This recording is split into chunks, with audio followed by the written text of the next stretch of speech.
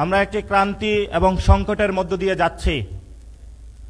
আমি আজকে আপনাদের সামনে রাজনৈতিকভাবে একটু লম্বা কথা বলবো, তবে বেশি সময় নিব না, স্পেসিফিক হয়তো বলবো। আমি আমাদের সামনে জ্বলন্ত একটি দেশ আছে, সেটা হলো সিরিয়া। এই দেশের পলিটিক্যাল সিচুয়েশন বলবো, এবং আমাদের অতীতে একটি দেশ ছিল যারা বর্ণ বৈষম্য থেকে মুক্তি পেয়ে সাউথ আফ্রিকান যে রাষ্ট্রটি প্রতিষ্ঠা হয়েছে, সেটার কিছু পলিটিক্যাল সিচুয়েশন টেনে আমি বর্তমান পরিস্থিতিতে আসব। সিরিয়া 7% পিপল বার্থ পার্টির আসাদ রিজিমের ছিল। বাংলাদেশে যেমন 5% আওয়ামী লীগ বাংলাদেশকে ইন্ডিয়ার সাপোর্ট নিয়ে মানুষের উপরে জুলুম নির্যাতন চালিয়েছিল, তেমনিভাবে বাশার আল আসাদ, ইরান বিভিন্ন যে প্রক্সি যে যুদ্ধগুলো করে থাকে যারা, তাদের সাপোর্ট নিয়ে অধিকাংশ সুন্নি মানুষদের উপর নির্যাতন দমন নিপীড়নের মধ্য দিয়ে একটি দীর্ঘ স্বৈর শাসনের জন্ম দিয়েছিল। বাশার আল আসাদ যখন চলে গিয়েছে, তখন সকল ফ্রি সিরিয়ার আর্মি থেকে শুরু করে যতগুলো দল ছিল সবাই তারা একসাথে বসেছে এবং তারা তাদের মন্ত্রিসভা গঠন করেছে। মন্ত্রিসভাতে দ্রুজ থেকে শুরু করে সবাইকে তারা রেখেছে। তারা ইন্টারিম একটি কনস্টিটিউশন করেছে, বিপ্লবকে তারা সমন্বিত করেছে। রাষ্ট্রকে তারা 5 বছরের মধ্য দিয়ে একটি বিপ্লবী জায়গায় যখন প্রস্ফুটিত হবে, তারা ইলেকশন দিয়ে চলে যাবে। যখন বর্ণ বৈষম্য আন্দোলন হয়েছিল দক্ষিণ আফ্রিকাতে, তৎকালীন এএনসি যে রাজনৈতিক দল ছিল, আফ্রিকান ন্যাশনাল কংগ্রেস, তারা পারত এককভাবে ক্ষমতাটা নিত। কিন্তু তখন নেলসন ম্যান্ডেলা বলেছিলেন যে আমি এককভাবে রাজনীতি করব না, আমি সবাইকে নিয়ে রাজনীতি করব। সেখানে সকল দল যারা ছিল তারা তাদের একটি কাউন্সিল গঠন করেছিল, একক নেতৃত্ব তারা দিয়েছিল, কিন্তু সবাইকে একসাথে তারা রেখেছিল, বিপ্লবকে সংহত করেছিল, সমন্বিত করেছিল, একটা সাস্টেইনেবল পলিটিক্সের দিকে তারা গিয়েছিল। কিন্তু বাংলাদেশের পরিস্থিতি যেটা হয়েছে, 5 আগস্টে যখন বিপ্লব হলো, ক্যান্টনমেন্টে যখন মিটিং বসলো, পরবর্তীতে একটি জাতীয় সরকারের আলাপ আসলো, বাংলাদেশের দুর্নীতির অন্যতম মাস্টার মাইন্ড 2001 থেকে 6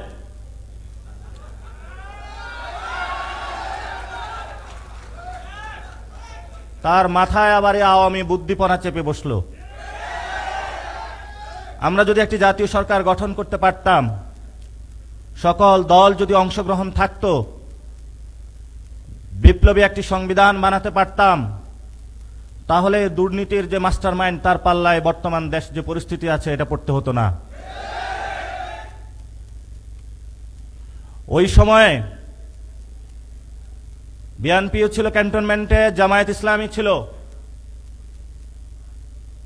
জামায়াত ইসলামী মুখে মুখে বিপ্লব বলে, অন্তরে তাদের আওয়ামী প্রীতি হলো বিরাজ করে। ঢাকা বিশ্ববিদ্যালয়ের মতন সেকুলার জায়গায় যখন তারা বাংলাদেশ থেকে দেখানোর চেষ্টা করেছিল যে আমরা ইনক্লুসিভ রাজনীতি করি, ছাত্ররা তাদেরকে ভোট দিয়েছিল। তারা কিছু ভালো কাজ করেছিল, তাদের রেজাল্ট তারা পেয়েছে। যখনই ডাকসু রেজাল্ট আসলো, 2 মাসের মাথায় তাদের মুখোশ উন্মোচিত হলো। এখন তারা ঢাকা বিশ্ববিদ্যালয়ের ছাত্রদের ভোট নিয়ে হেলিকপ্টারে ঘুরে ঘুরে হলো জামায়াত ইসলামের প্রোপাগান্ডা করে বেড়াচ্ছে পুরো বাংলাদেশে। এমন বিশ্ববিদ্যালয়ের প্রতিনিধি আমরা বাংলাদেশে দেখতে চাইনি। আমরা বাংলাদেশের মানুষকে বলতে চাই, 1 থেকে 6 পর্যন্ত বাংলাদেশের যে বিশৃঙ্খল পরিস্থিতি আপনারা হলো সেখানে পর্যবেক্ষণ করেছেন। তাদের ব্যর্থতার কারণে 1-11 একটি সরকার বাংলাদেশে এসেছিল, যে 1-11 সরকারের মধ্য দিয়ে 15 বছর এমন কোন বাংলাদেশে কোনো তরুণ ছাওয়াল ছিল না যাদের উপরে বাংলাদেশের কোনো জেল জুলুম নির্যাতন নেমে আসে নাই। 1 থেকে 6 এর ব্যর্থতার জন্য যেমন বিএনপি দায়ী, গত 15 বছরে শেখ হাসিনার এই যে দীর্ঘ শাসন, এটার পিছনে বিএনপির ব্যর্থতা অনেকাংশে বড় দায়ী। যখন আমরা বিপ্লব করলাম, বাংলাদেশকে মুক্তির জায়গা দিয়ে নতুন একটি জায়গার প্রচেষ্টা শুরু করলাম, তাদের এই ব্যর্থতার যে রং ইতিহাস, এই দীর্ঘ ইতিহাসকে তারা আবার কন্টিনিউশনের জন্য উঠে পড়ে লাগলো। তারা নতুন করে কার্ড নিয়ে আসলো, মুক্তিযুদ্ধের কার্ড। কিন্তু তাদের জীবনে মুখে শুনলাম না যে মুক্তিযুদ্ধের যে একটি সাম্য, মানবিক মর্যাদা এবং ন্যায় বিচারের রাষ্ট্র, এই তিনটি শব্দ তাদের জীবনেও আমরা কোনোদিন মুখে উচ্চারিত হতে দেখি নাই। আওয়ামী লীগ মুক্তিযুদ্ধের চেতনার ব্যবসা করেছিল,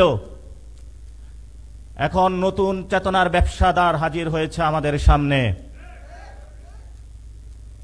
আমরা তাদের উদ্দেশ্যে বলবো, বাংলাদেশে চেতনা দিয়ে পলিটিক্স হয় না। আপনারা 2001 থেকে 2006 পর্যন্ত জামায়াত ইসলামী সহ প্রত্যেকটা সেক্টরে বাংলাদেশে দুর্নীতি করেছেন, আর এখন নতুন করে প্ল্যাটফর্ম বাগিয়েছেন যে তুমি ইসলাম নিয়ে অর্ধেক, আমি অর্ধেক। আগে হলো এক প্লেটে বসে খাইতো, এখন প্লেট ভাগ কিন্তু এক পাতিলে তরকারি। জামায়াত ইসলামী দুর্নীতির জন্য সমান দোষে দোষী, মানুষ এগুলো এখনো ভুলে যায় নাই। এজন্য আমরা এখনো বলি, সময় আছে, সুযোগ আছে।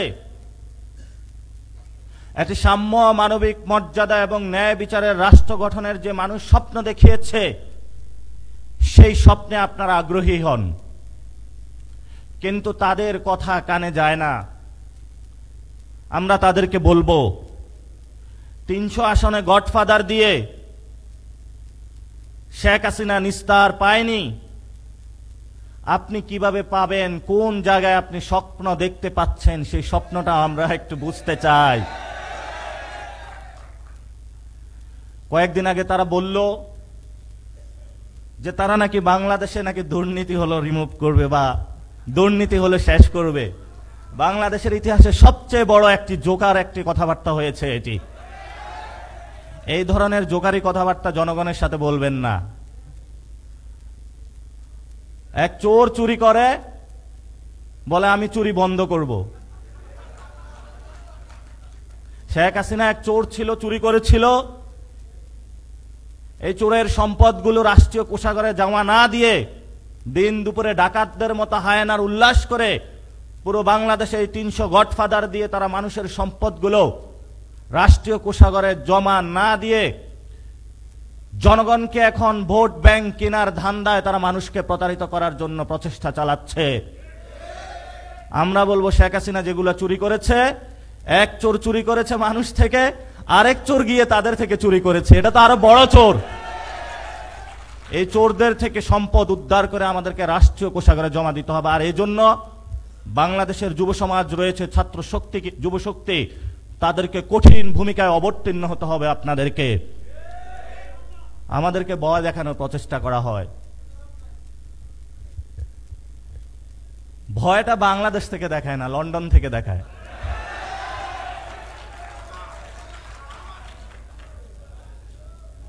আমরা কি অনলাইনে কাউরে ভয় পাই? বাস্তবে কাউকে পাই না, অনলাইনে ভয় দেখায়।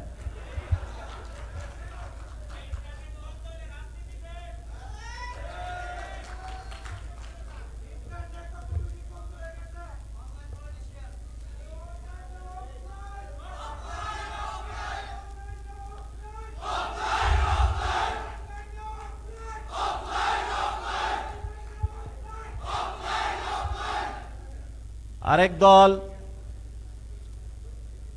ইসলামের নাম ব্যবহার করে বাংলাদেশে রাজনীতি করতে চাচ্ছে।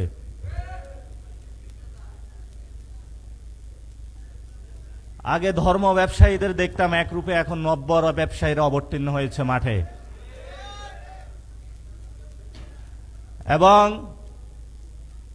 তাদেরও দেখলাম আবার বড় বড় কথা বলতে।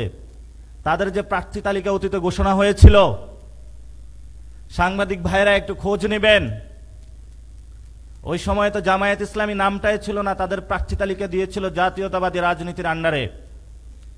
তারা ধানে ইলেকশন করেছিল। এই গণ অভ্যুত্থানের পরে জামায়াত ইসলামী বিএনপি গণ অভ্যুত্থানের নেতাদের সিটের আসনের লোভ দেখিয়ে কিনতে চেয়েছিল না। আমরা বলেছিলাম 90-এর ছাত্র নেতারা বিক্রি হয়েছে, 24-এর কোন ছাত্র নেতা ইনশাল্লাহ বিক্রি হবে না, হবে না, হবে না, হবে না।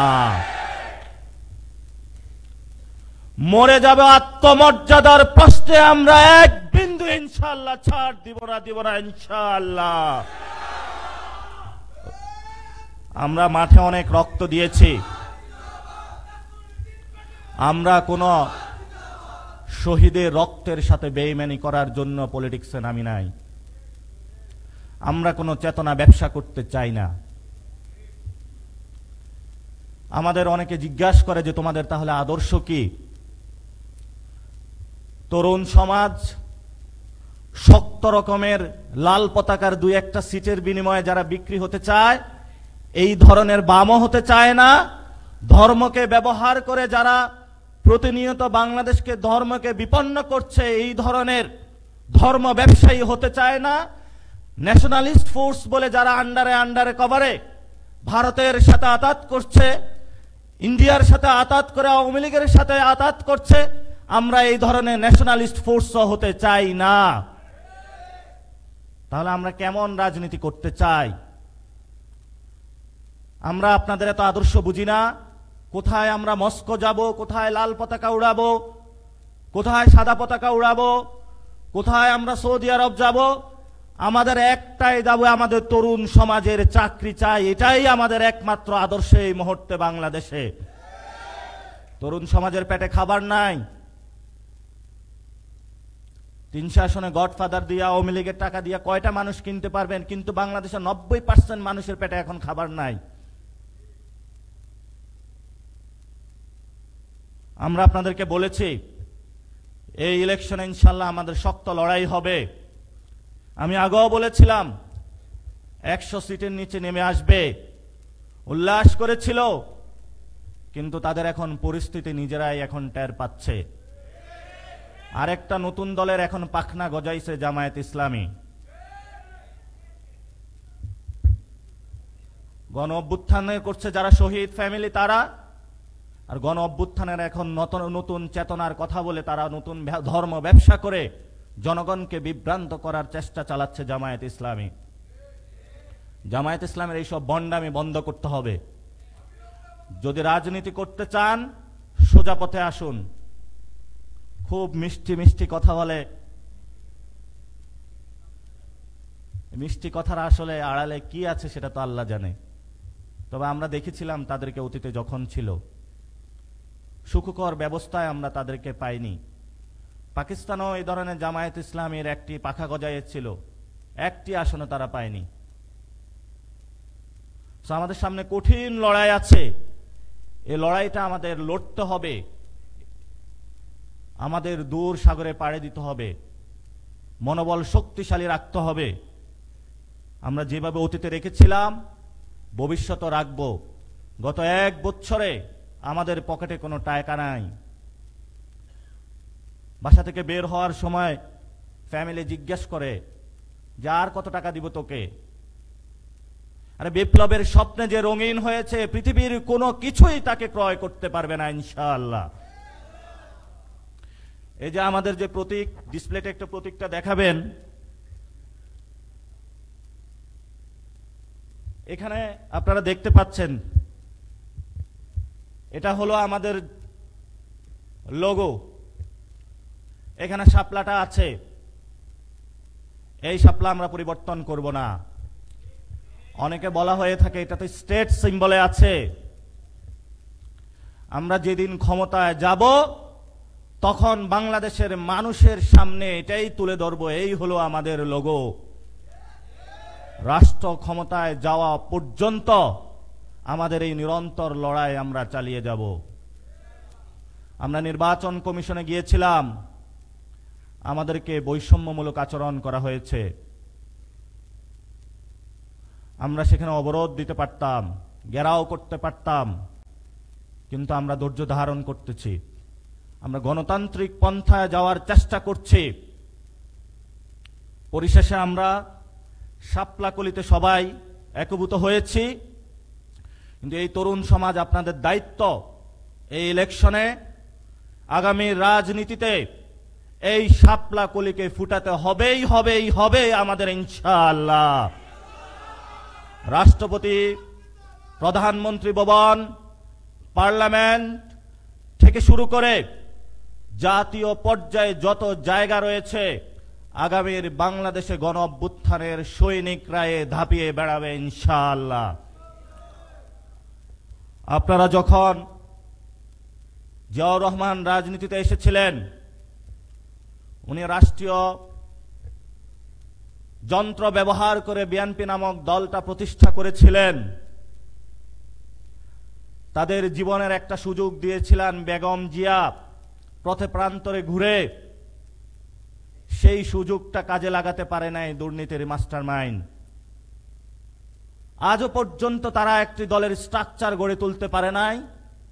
তাদের জীবনের লক্ষ্যই হলো ৩০০ গডফাদার দিয়ে কিভাবে পার্লামেন্টটা দখল করা যায়। আমরা বাংলাদেশের মানুষের কাছে আহ্বান রাখব, যারা দেশে আসার সাহস পায় না, যারা অনলাইন ভিত্তিক রাজনীতি করে, যারা দুর্নীতির মাস্টারমাইন্ড, আপনারা এই ইলেকশনে তাদেরকে লাল কার্ড দেখাবেন। যদি আপনারা তাদেরকে লাল কার্ড দেখাতে না পারেন, তাহলে আপনার সন্তান, আপনার বউ, আপনার স্বামী, আপনার যে প্রজন্ম আছে, এই প্রজন্মকে এই ৩০০ গডফাদার তখন লাল কার্ড দেখিয়ে দিবে। সিদ্ধান্ত হলো আপনার হাতে। ৫ বছর পরে সুযোগ আছে বাংলাদেশের মানুষের সামনে, কিন্তু আমাদের সামনে অন্তত প্রায় ২০ বছর পরে সুযোগ এসেছে নিজেদের শক্তিমত্তা প্রকাশ করার জন্য।